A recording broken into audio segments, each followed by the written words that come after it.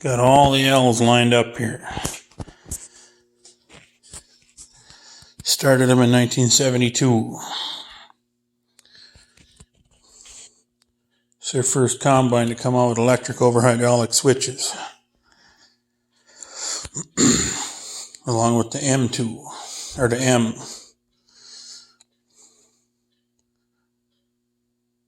The M and the L were the first Gleaners to have an open-face concave, too, which started separation in the cylinder rather than on the walkers, giving them way more capacity than the G.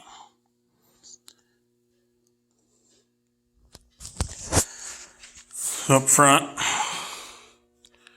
got the block style lettering L. That went to 74, I believe, and then they went to this one, to L as well. And they didn't all have a full tank like that. Some of them had the optional tank cut off right there. It's probably more so for hauling it for custom crews.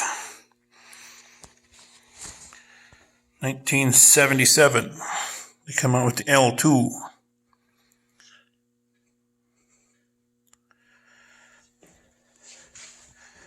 There isn't a whole lot of difference between this and the L. 1978 is when they made the full hopper. And then in 1979, they started with the tan cab interior, and I do believe that was the year they come out with the longer shoe. And they come out with headlights on the cab, stadium lights. 1983, they come out with the L3. Not a lot of differences from that L2. And then in 1985, Deutz took over, and some of these got rebadged with Deutz on the front and on the side. Still look like that. And 86 is when they started looking like this. They discontinued these in 87.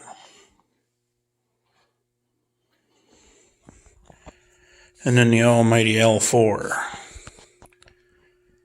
They didn't make very many of these. They built them in the Alice plant in Mexico in 1991. They had a 5.9 Cummins, had 177 horsepower. The rest of these, if you had the diesel, had 158. If you had the gas, it was 145.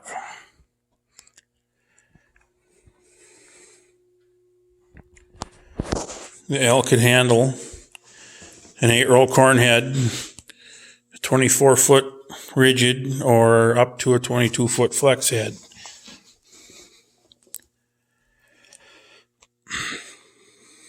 Cylinder was 48 inches wide, 19.5 inches in diameter.